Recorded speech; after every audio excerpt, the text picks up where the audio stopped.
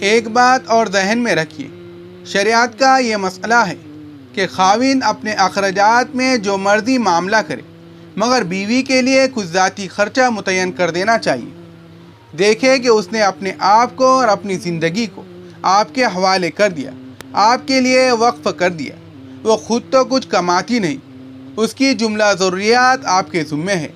بحیثیت انسان اس کا بھی کہیں خرچ کرنے کو دل کرتا ہے، اپنی مرضی کی کوئی چیز خریدنے کا، اپنے والدین یا عزیز و اقارب کو کچھ دینے کا یا کچھ صدقہ خیرات کرنے کا۔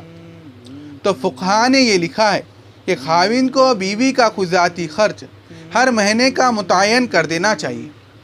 یہ خرچ کتنا ہونا چاہیے یہ ہر بندہ اپنی حیثیت کے مطابق متعین کرے۔ مثلا ایک بندہ $100 دے سکتا ہے، دوسرا $500 دے سکتا ہے، ہر ایک کا اپنا اپنا معاملہ ہے۔ لیکن جب طے کر لیا کہ یہ بیوی کا جیب خرچ ہے تو یہ بیوی کو دے کر بھول جانا چاہیے۔ فقہا نے لکھا ہے کہ بیوی کو ہر مہینے یہ خرچ دے کر بھول جائے۔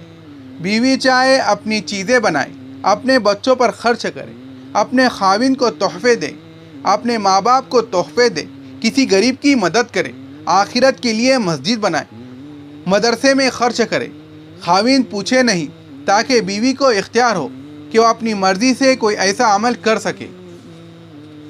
خاوند حضرات ذرا ایک بات توجہ سے سنیں کہ جب کسی بندے کی کوئی سفارش کرے اور سفارش کرنے والا بھی قریبی ہو تو پھر بندہ اس کی غلطیوں کو معاف کر دیتا ہے۔ ہم نے دیکھا کہ سفارش ماں کر دے تو بچہ مان لیتا ہے، بہن کر دے تو بچہ مان لیتا ہے۔ اب سوچے کہ کسی کا والد اس کی سفارش کر دے کہ بیٹا بات مان لو، وہ مان لیتا ہے۔ اچھا ذرا اور سوچیے، اگر کسی کے پیر و مرشد اس کی سفارش کرے کہ یہ بات ایسے کر لو اور بات بھی اتنی بڑی نہ ہو تو بندہ یقیناً بات مان لے گا کہ اب انہوں نے سفارش کر دی۔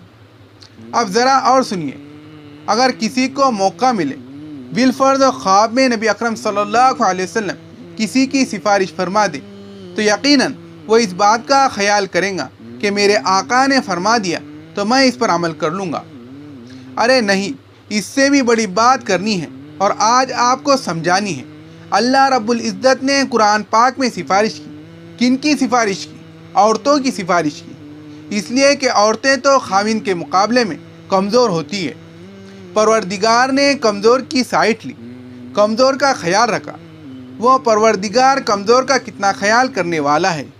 پروردگار نے قرآن پاک کی آیت فرمایا وَعَاشِرُوهُنَّ بِالْمَعْرُوفِ، اے خاوندو تم اپنی بیویوں کے ساتھ اچھے انداز سے زندگی گزارو۔ تمام مفسرین نے اس آیت کے تحت لکھا ہے کہ ان دو لفظوں کے ذریعے اللہ تعالیٰ نے خاوند کو بیوی کی سفارش کی کہ اے خاوند تو اپنی بیوی کے ساتھ اچھی زندگی گزار۔ لہذا مفسرین نے لکھا کہ جو دنیا میں اللہ تعالیٰ کی سفارش کا لحاظ رکھیں گا، قیامت کے دن اللہ تعالیٰ اسے جہنم کی آگ میں نہیں ڈالیں گے۔ فرمائیں گے میرے بندے، میں نے سفارش کی تھی، تو نے اس کا لحاظ رکھا، چل میں تیرا حساب نہیں لیتا اور آج تجھے میں جنت میں بھیج دیتا ہوں۔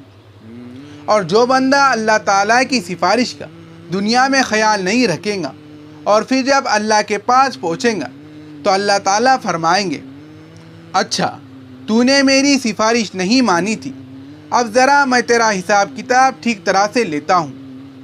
چنانچہ خاوند پکڑا جکڑا ہوا ہوں گا، زنجیریں بندھی ہوئی ہوں گی اور ایک ایک بات کا حساب دینا پڑے گا۔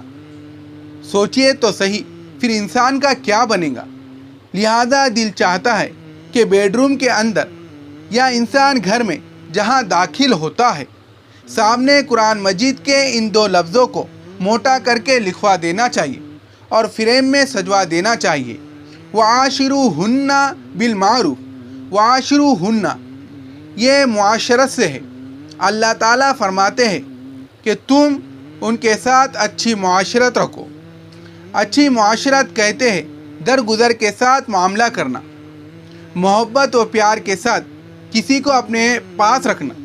اللہ تعالیٰ قرآن مجید میں سفارش فرمائی، بیویوں کی جانب داری فرماتے ہوئے اے خاوندو وعاشروہن،